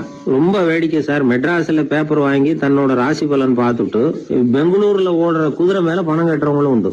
ராசி பலன் பார்த்துட்டு லாட்டரி சீட் வாங்குறவங்களும் உண்டு. இந்தியாவில் அச்சாகிற மொத்த லாட்டரி சீட்ல 70% தமிழ்நாட்டில தான் விற்பனை ஆகுதான். இது முன்னாடி இங்க அனுமதி இருந்த காலத்துல உள்ள கணக்கு. இப்பதான் அதை கட்டுப்பாடு பண்ணியாச்சு. வான் மண்டலம் பூ மண்டலத்தை பாதிக்கிறது உண்மைதான். அதை அறிவியல் பூர்வமா சிந்திக்கணும். அதை விட்டுட்டு இன்று நண்பரால் பண வரவு அப்படின்னு ராசி பலன் பார்த்துக்கிட்டு இருக்கிறோம். நம்முடைய நண்பன் இன்னைக்கு பணம் கொண்டாந்து கொடுக்க போறான்ங்கிறது ஆகாயத்துல உள்ள நட்சத்திரத்துக்கு எப்படி தெரியும்? அதுவும் இல்லாம இங்க உள்ள நண்பர்கள் எந்த காலத்துல பணம் கொண்டாந்து கொடுத்துருக்காங்க? நண்பர்களை பக்கத்திலேயே இருந்து பாக்குற நம்மாலேயே புரிஞ்சுக்க முடியல. எங்கேயோ இருக்கிற நட்சத்திரத்துக்கு என்ன தெரியும்? ஒரு காலத்துல நாம வாழ்கிற இந்த பூமி ஒரே இடத்துல நிலையா நிக்குதுன்னு, சூரியனும் சந்திரனும் பூமியை சுத்திக்கிட்டு வருதுன்னு நம்பிக்கிட்டு இருந்தோம். அந்த காலத்துல உருவான ராசி பலன் கொள்கையை சூரியனை சுத்தி தான் பூமி வருதுன்னு தெரிஞ்சுக்கிட்ட இந்த காலத்திலயும் நம்பிக்கிட்டு இருக்கிறது ரொம்ப வினோதம் தான். இந்த ராசி பலன் பாக்குற பழக்கம் நம்முடைய ஊக்கத்தை இழக்க செய்யக்கூடிய ஒரு பழக்கம். அது வேண்டியது இல்லைங்கிறது தான் அறிவாளிகள் கருத்து. இப்போ ஒரு உதாரணத்துக்கு நாமே ஒரு சோதனை செஞ்சு பார்ப்போமே. ஒரே நாள் வந்த தினசரி பேப்பர்கள் சிலதை எடுத்துக்கிட்டோம். அதுல ஒரே ராசிக்கு ஒவ்வொரு பேப்பர்லயும் என்ன பலன் போட்டிருக்கு பார்க்கலாமா? என்னுடைய நண்பர் ஒருத்தர் ராசிக்கு ஒவ்வொரு செய்தித்தாள்லயும் என்ன ராசி பலன்னு பார்த்தோம். ஒரு பேப்பர்ல செலவும் சிரமமும் அப்படின்னு போட்டிருக்கு, இன்னொரு பேப்பர்ல சுலபமாக நன்மை அப்படின்னு போட்டிருக்கு. இதுல எதை நம்புறது? நீங்களும் ஒரு நாள் இதை சோதிச்சு பாருங்க. பல பேப்பர் வாங்கி உங்க ராசிக்கு ஒவ்வொரு பேப்பர்லயும் என்ன போட்டிருக்குன்னு பாருங்க. எல்லாம் ஒரே விதமா இருக்காது, மாறி மாறி இருக்கும். என்னுடைய நண்பர் ஒருத்தர் நானும் ஒரு நாள் கடையில பேப்பர் வாங்கணும். நண்பர் ராசி பலன்ல எல்லாம் ரொம்ப நம்பிக்கை இல்லாதவர். இருந்தாலும் நான் பேப்பர் வாங்கின உடனே உங்க ராசி என்ன சொல்லுங்க, பலன் என்னன்னு பாக்கலாம்னு. அவர் சிரிச்சுக்கிட்டு அதெல்லாம் டூப்புங்க, அதை ஏன் பாக்குறீங்க, சும்மா சொல்லுங்கன்னு. என் ராசி தனுசு, அதுல பண வரவுன்னு போட்டிருக்கோம் அப்படின்னாரு. நான் பார்த்தேன், ஆச்சரியப்பட்டு போயிட்டேன். பண வரவுன்னு தான் போட்டிருக்கு சார், அது எப்படிங்க பார்க்காமலே கரெக்டா சொல்லிவிட்டீங்க அப்படின்னு கேட்டேன். அவர் மெதுவா கிட்ட காதோட காதா சொல்றாரு, அந்த பேப்பருக்கு தினமும் ராசி பலன் எழுதி கொடுக்கறதே நான் தான் சார் அப்படின்னாரு.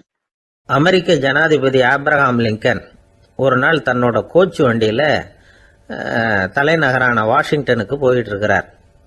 கோச்சு வண்டி ஒரு சாலையில் போயிட்டு இருக்கு. அந்த சாலைக்கு ஒரு பக்கத்தில் பயங்கரமான சதுப்பு நிலம். சதுப்பு நிலம்னா அது புதைகுழி, புதை மணல்ங்கிறோம்ல, அது மாதிரி. அந்த சதுப்பு நிலத்தில் யாராவது மாட்டிக்கிட்டா அவ்வளோதான், ஆளை கொஞ்சம் கொஞ்சமாக உள்ள அமுக்கிவிடும். தப்பிச்சு கரையிறது கஷ்டம். அப்படிப்பட்ட நிலம் அது. ஆப்ரஹாம் லிங்கன் ஏதோ ஒரு முக்கியமான அரசாங்க வேலையாக போயிட்டு திரும்பி வந்துட்டு இருக்கிறார். அதனால் அந்த சமயத்தில் அவர் விலை வசந்த ஆடைகளை அணிஞ்சிருக்கிறார். அப்படி அவர் அந்த கோச்சு வண்டியில் வந்துகிட்டு இருக்கிறாரு. அந்த சமயத்தில் ஒரு காட்சி அவர் கண்ணில் பட்டுட்டுது. என்ன தெரியுமா? ரோட்டுக்கு பக்கத்தில் இருந்த சதுப்பு நிலத்தில் ஒரு இளம் பன்றி குட்டி சிக்கிக்கிட்டு தவிச்சிக்கிட்டு இருக்குது. பரிதாபமாக கத்திக்கிட்டு இருக்குது. அதை பார்த்தார் லிங்கன். அவருக்கு இன்னும் மாதிரி ஆயிட்டுது. உடனே வண்டியை நிறுத்த சொன்னார். கீழே இறங்கினார். தன்னோட விலை வசந்த ஆடைகளை பற்றி லட்சியம் பண்ணவே இல்லை. தனக்கே ஆபத்து வரலாம்ங்கிறத பற்றியும் கவலைப்படலை. தான் ஒரு குடியரசுத் தலைவருங்கிறத பற்றியும் அவர் நினச்சி பார்க்கல. நேராக அந்த சதுப்பு நிலம் பக்கமாக போனார். அந்த சேத்துல இறங்கி பன்றிக்குட்டியை காப்பாற்றி கரைக்கு கொண்டுட்டு வந்து சேர்த்துட்டார்.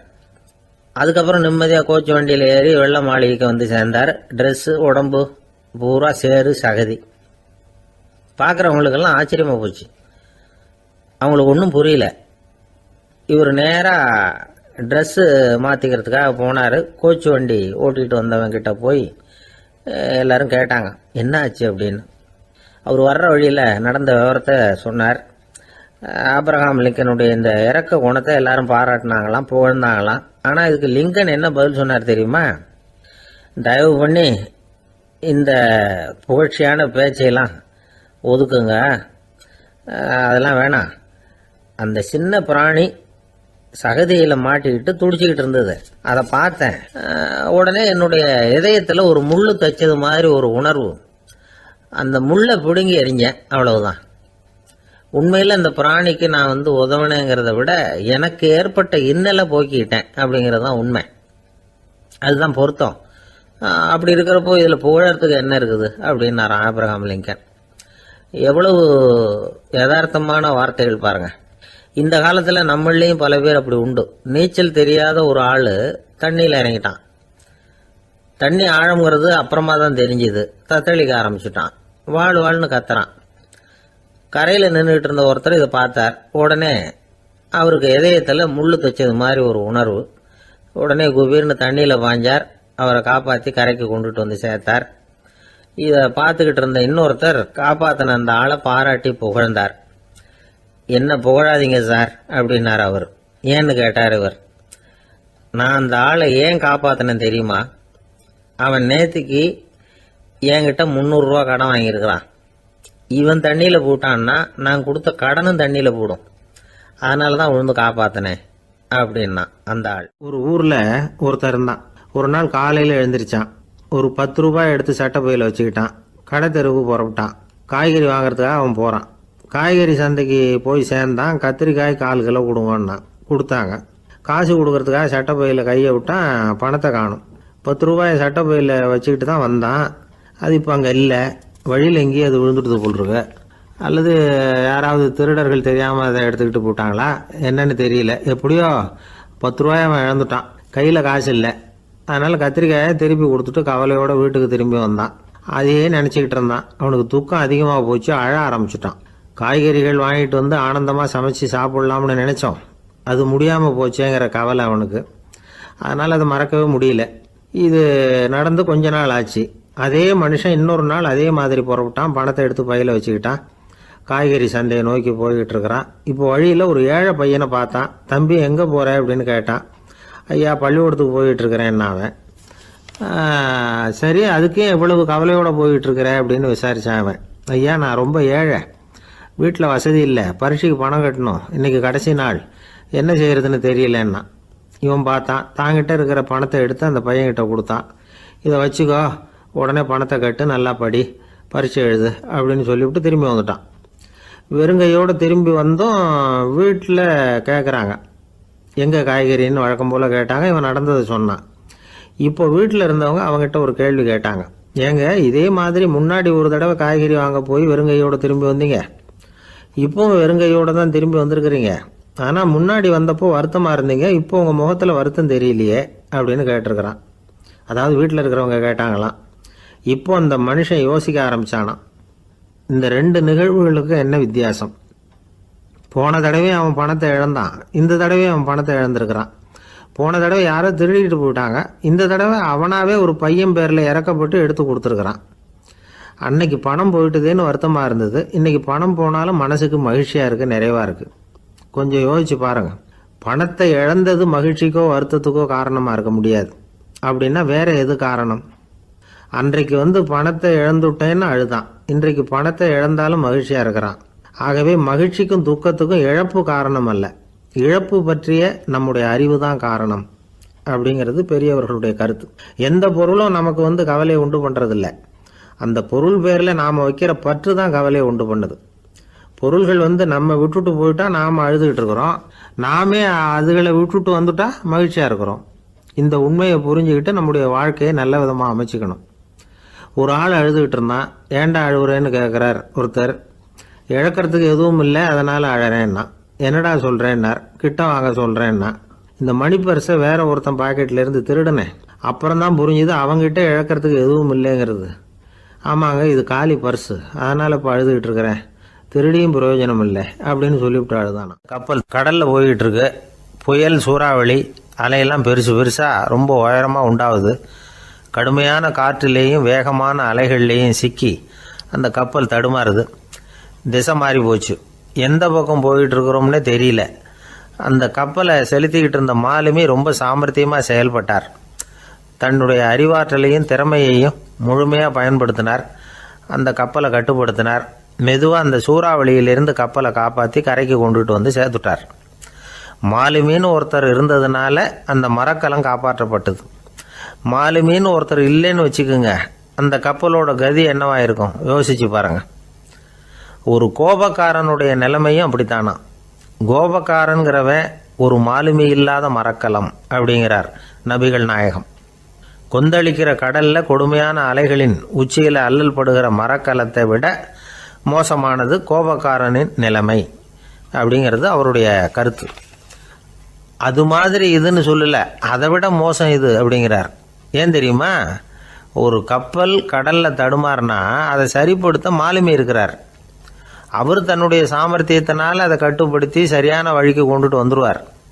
ஆனால் கோபக்காரனுடைய நிலைமை அப்படி இல்லை அப்படிங்கிறார் நபிகள் நாயகம். மனித மனம் ஒரு மரக்கலம், அறிவு அதில் இருக்கிற மாலுமி. மாலுமி மரக்கலத்தை செலுத்துகிறான், அவனுக்கு கட்டுப்பட்டு அது ஓடுது.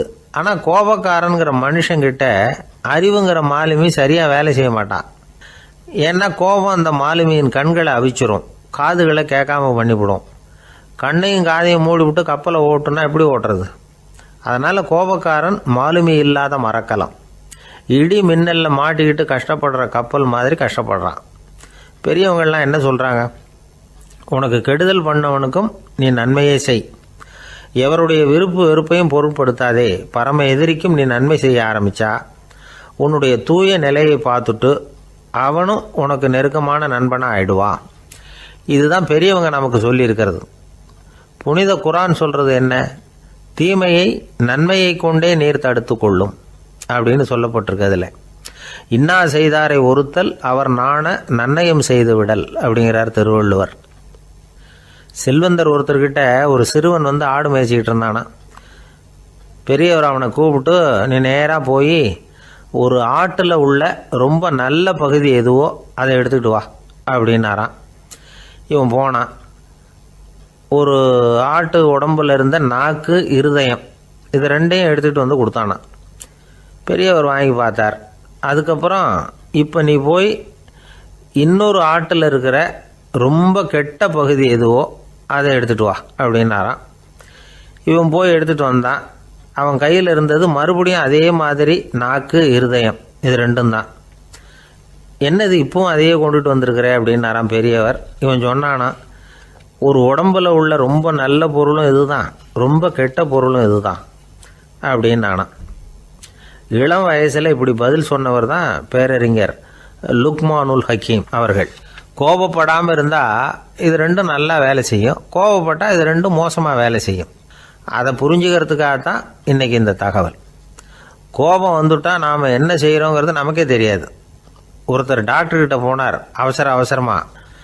டாக்டர், எனக்கு இப்போ கடுமையான கோப வெறி, எனக்கு கண்ணு மண்ணு ஒன்றும் புரியல, உடனடியாக அதை கட்டுப்படுத்தணும், உடனே இதுக்கு ஏதாவது ஒரு மாத்திரை கொடுங்க ப்ளீஸ் அப்படின்னார். அந்த டாக்டரும் உடனே ஒரு மாத்திரையை கொடுத்து இதை உடனே போடுங்க, நான் தண்ணி கொண்டுகிட்டு வரேன்னு உள்ளே போனார். தண்ணியோடு திரும்பி வந்தார். இவர் சொன்னார், டாக்டர், நீங்கள் கொடுத்த மாத்திரை ரொம்ப பெருசாக இருந்தது, இருந்தாலும் கஷ்டப்பட்டு முழுங்கிட்டேன்னார். டாக்டர் சந்தேகத்தோட மேசையை பார்க்குறார். பார்த்தா மாத்திரை அங்கேயே இருக்குது, பேப்பர் வெயிட்டை காணல. ஒரு பூங்கா, அங்க ஒருத்தர் நின்றுட்டு இருக்கிறார், ஏதோ ஆழ்ந்த யோசனையில இருக்கிறார். அந்த பக்கமா இன்னொருத்தர் வந்தார், இவரை கவனிச்சார். என்ன யோசனைன்னு கேட்டார். எப்படி எழுந்திருக்கிறதுன்னு யோசனை பண்ணிட்டு இருக்கிறேன்னாரு. அவர் கேட்டவருக்கு ஒரு மாதிரி ஆயிட்டது. ஏற்கனவே நின்றுட்டு இருக்கிற ஒருத்தர் எப்படி எழுந்திருச்சு நிக்கிறதுன்னு யோசிக்கிறாருன்னா அது ஆச்சரியம் தானே. அதுக்கப்புறம் இவர் யோசிக்க ஆரம்பிச்சார், என்ன இவர் இப்படி பேசுறாரு அப்படின்னு. கீழே விழுந்தாதானே எழுந்திருச்சு நிக்க முடியும். எழுந்திருக்கணும்னு நினைக்கிறவங்க முதல்ல கீழே விழணும். இவர் முதல்ல கீழே விழணும், அதுக்கப்புறம் தான் எழுந்திருக்கிறது எப்படின்னு சிந்திக்க முடியும். இந்த உலகத்துல எல்லாருமே கீழே விழுந்து எழுந்தவர்கள் தான். இப்ப இந்த குழந்தை பருவத்துல கீழே விழாம நடைபயில கற்றுக்கிட்டவங்க யாராவது உண்டா? சின்ன வயசுல ஒரு தடவை கூட கீழே விழல சார், அப்படியே பிறந்தாரு வளர்ந்தாரு பெரியவர் ஆயிட்டார் அப்படின்னு யாரையும் சொல்ல முடியாது. மனுஷங்கிறவன் விழுந்து புரண்டு எழுந்துதான் நடக்க கத்துக்கிறான். ஒரு உண்மையை நாம எல்லாரும் புரிஞ்சுக்கணும். இந்த உலகத்துல தவறு செய்யாத மனிதர்களே யாரும் கிடையாது.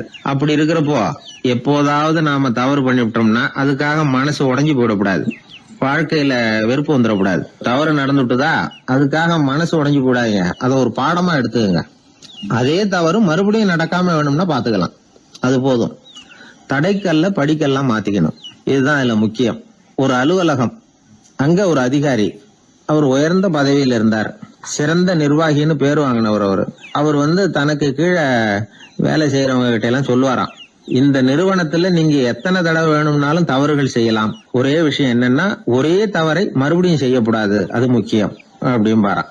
இத மேம்போக்கா பார்த்தா அவர் ஏதோ தன்னுடைய ஊழியர்களை தவறு செய்ய தூண்டுறது மாதிரி தெரியும். ஆனா உண்மை அப்படி இல்ல. இன்னைக்கு என்ன நடக்குது தெரியுமா? அநேகமா எல்லா மனிதர்களுமே ஒரே தவறை தான் மறுபடியும் செய்யறாங்க. விளையாட்டு வீரர்கள் ஒரே மாதிரியான தவறுகளை திரும்ப திரும்ப செய்யறது உண்டு. கணக்கு எழுதுறவங்களை பாருங்க, ஒரே தப்ப மறுபடியும் செய்வாங்க. அலுவலகம் வருகிறவர்களை கவனிங்க, ஒரு நாள் தாமதமா வந்தா பரவாயில்ல, தினமும் தாமதமா வருவாங்க. இது மாதிரி செய்த தவறையே திரும்ப செய்யறதுக்கு என்ன காரணம்? ஞாபக மறதி, கவனக்குறைவு, தன்னுடைய திறமை பேர்ல அளவுக்கு மீறிய நம்பிக்கை, இப்படி இதுல ஏதாவது ஒரு காரணமா இருக்கலாம் அப்படிங்கிறாங்க இது பற்றி ஆய்வு செய்கிற வல்லுநர்கள். ஒரு தடவை செஞ்ச தவிர மறுபடியும் செய்யறது இல்லைன்னு முடிவு செஞ்சுக்கிட்டு அதை செயல்படுத்த கத்துக்கணும், அது போதும், வாழ்க்கை வெற்றிகரமா அமையும் அப்படிங்கிறாங்க அந்த அனுபவசாலிகள். அதனால வெற்றிகரமா வாழ்க்கையில நடைபோட விரும்பும் இளைஞர்கள் தவிர்க்க வேண்டியது என்னன்னா, முதல்ல சோம்பலை தவிருங்கள், சுறுசுறுப்பாக இயங்குங்கள் அப்படிங்கறது அவங்க அறிவுரை. 2வது ஞாபக மறதி, எந்த செயல்லையும் ஈடுபாடு வேணும், அக்கறை வேணும். 3வது கவனக்குறைவு, எதையும் அலட்சியப்படுத்தக்கூடாது.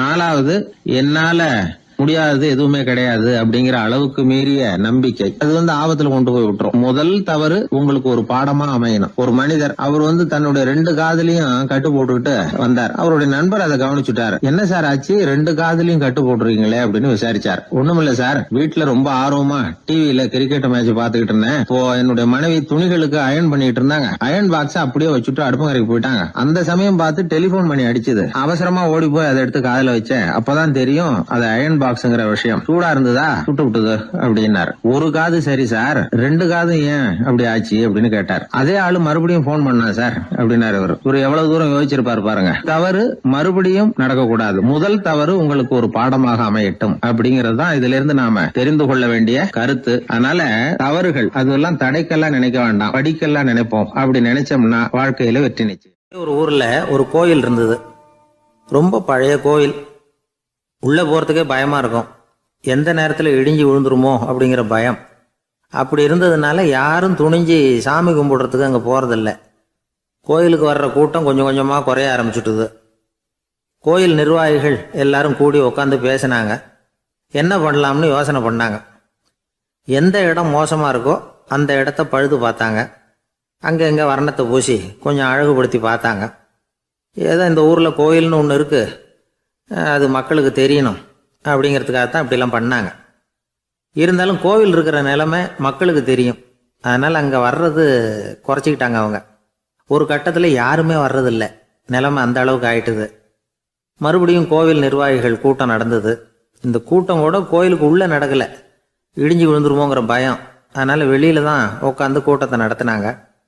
ஏன்னா உள்ளே போகிறதுக்கு அவங்களுக்கும் துணிச்சல் கிடையாது. எந்த நேரமும் விழுந்துரும் போல் இருந்தது அது. அது வழியாக போகிறவங்க கூட வேகமாக அந்த இடத்த கடந்து போக ஆரம்பிச்சிட்டாங்க.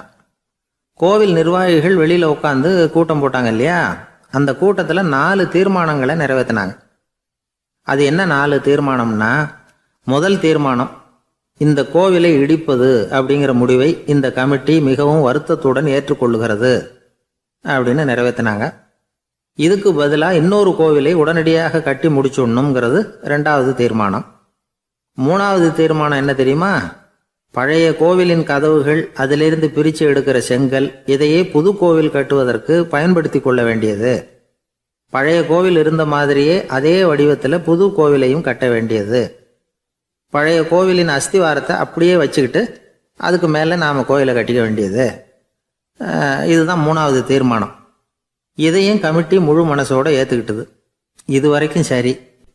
இப்போ அந்த கமிட்டி 4வதாக ஒரு முக்கியமான தீர்மானத்தை கொண்டுகிட்டு வந்து அதையும் ஏகமனதாக நிறைவேற்றி விட்டது. அது என்ன தீர்மானம்னா, புதிய கோவில் கட்டி முடிக்கிற வரைக்கும் பழைய கோவிலை இடிக்கிறதில்லை அப்படிங்கிற தீர்மானம். எப்படி இருக்குது பாருங்க இது. பழசை இடிக்காத வரையில் அதே இடத்துல புதுசாக எப்படி கட்ட முடியும்? பல விஷயங்களில் நாம் நடந்துக்கிற முறையும் இப்படி தான் இருக்குதான். வாழ்க்கையில் முன்னேறணும்னு ஆசைப்படுவோம். அதே நேரத்தில் அந்த முன்னேற்றத்துக்கு எது தடையாக இருக்கோ அதை விட்டு விடுறதுக்கும் மனசு வராது. வெளிநாட்டில் ஒரு பெரிய விருந்து நடந்துக்கிட்டு இருந்துதான். எல்லாரும் மது கோப்பையும் கையுமா அலைஞ்சிக்கிட்டு இருக்கிறாங்க. ஒருத்தர் மட்டும் கையில் எதுவும் இல்லாமல் ரொம்ப நல்ல பிள்ளையா சாதுவா ஒரு ஓரமாக தனியாக உட்காந்துருக்கிறார். அவர்கிட்ட நெருங்கி வாங்க மது சாப்பிட்லாம் அப்படின்னு கூப்பிட்டாங்களாம். என்னை வற்புறுத்தாதீங்க, நான் என் மனசுக்குள்ளே உறுதியாக தீர்மானம் பண்ணிவிட்டேன் அப்படின்னாராம். என்ன தீர்மானம் பண்ணியிருக்கீங்க அப்படின்னு கேட்டிருக்காங்க.